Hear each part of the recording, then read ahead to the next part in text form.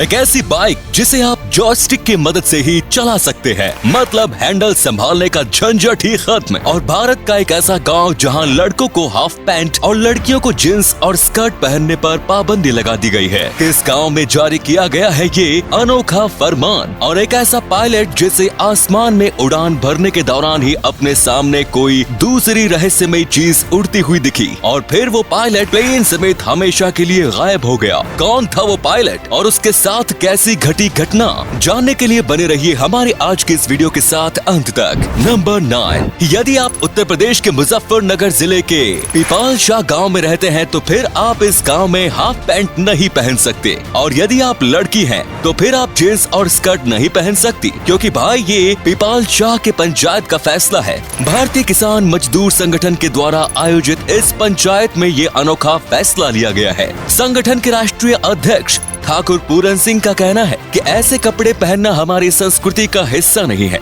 ऐसे कपड़े हमारे समाज को बर्बाद कर रहे हैं। हमें अपने समाज को बर्बादी से बचाने के लिए ऐसे कपड़ों पर रोक लगानी ही होगी। यहाँ तक कि संगठन का कहना है कि वो क्षेत्र के स्कूलों से बात करके भी स्टूडेंट्स के यूनिफॉर्म में बदलाव करने की गुजारिश करेंगे। इस फैसले पर आपका क्या कहना है? अपने विचार कमेंट्स में जरूर बताएं। नंबर 8, स्विट्जरलैंड के इन्वेंटर यान फॉक्लाज ने एक ऐसे बाइक का आविष्कार किया है जिसे जॉयस्टिक से ही चलाया जा सकता है। रीडिंग के दौरान सभी काम इस जॉयस्टिक से ही होता है। ये एक इलेक्ट्रिक बाइक है जिसकी टॉप स्पीड 60 किलोमीटर प्रति घंटे की है। इस जॉयस्टिक बाइक में सीट के पास राइट हैंड साइड में जॉयस्टिक लगे हुए हैं जो कि फ्रंट व्हील से मैकेनिकली कनेक्टेड है।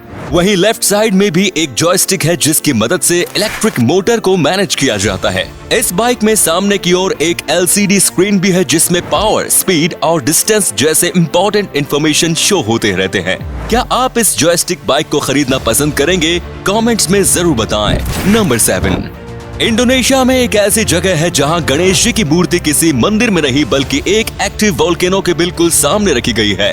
माउंट ब्रोमो नाम का ये वोल्केनो इंडोनेशिया के ईस्ट जावा प्रोविंस के ब्रोमो डेंजर सैमरू नेशनल पार्क में स्थित है। स्थानीय लोगों का कहना है कि गणेश जी की ये मूर्ति इस जगह पर पिछले 700 सालों से मौजूद है। इस वोल्केनो का नाम भी ब्रह्मा जी के नाम पर रखा गया है।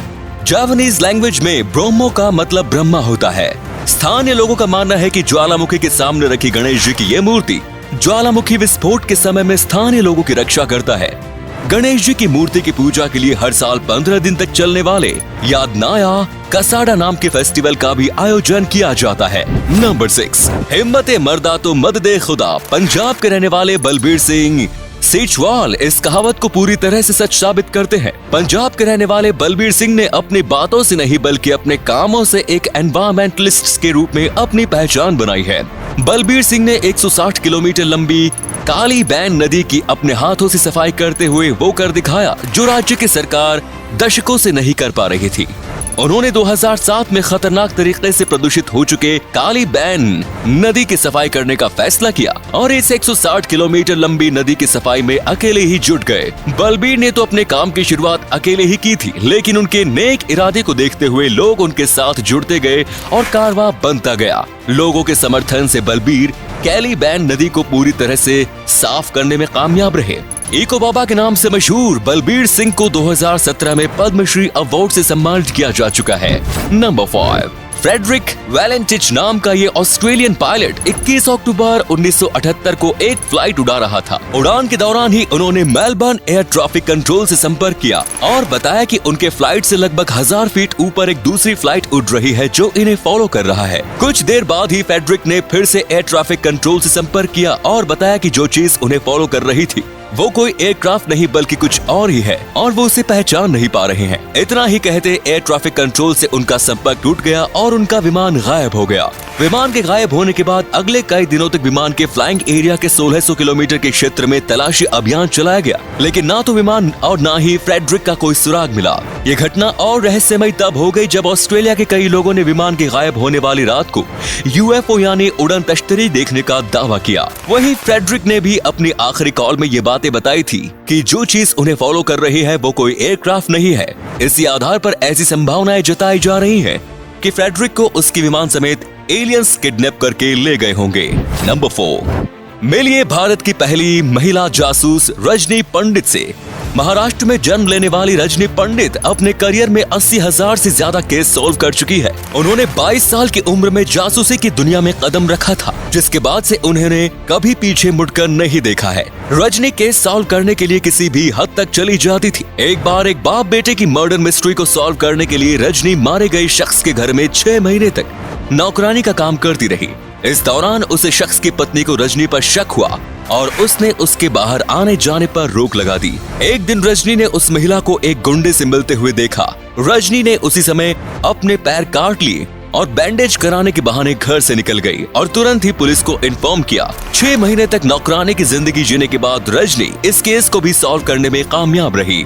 नंबर 3, भारत जैसे विशाल देश में दुनिया का दूसरा सबसे लंबा रोड नेटवर्क है। लेकिन क्या आप जानते हैं कि इस देश की आखिरी सड़क कौन सी है? भारत की आखिरी सड़क तमिलनाडु के रामेश्वरम द्वीप के किनारे पर धनुषकोडी नाम की एक गांव में स्थित है। इस गांव को भारत का अंतिम छोर भी कहा जाता है। भारत के इस अंतिम सड़क से आप श्रीलंका को साफ साफ देख सकते हैं। ऐसी मान्यता है कि राम सेतु का निर्माण इसी जगह से शुरू हुआ था। एक समय में धनुषकोडी गाँव में स्टेशन से लेकर अस्पताल, चर्च, होटल और पोस्ट ऑफिस सब थे। लेकिन साल 1964 में आए भयानक चक्रवात से सब कुछ खत्म हो गया और ये गांव पूरी तरह से वीरान हो गया। दिन के समय यहाँ पर्यटक घूमने तो आते हैं, लेकिन रात में यहाँ किसी को रुकने की इजाजत नहीं। नंबर 2, बेंगलुरु विधानसभा के बाहर सड़क पर मकई के भुट्टे बेचने वाली 75 साल की सेल्वाम्मा भुट्टे बुनने के इनोवेटिव तरीके की वजह से पूरे देश में चर्चा की वजह बन चुकी है।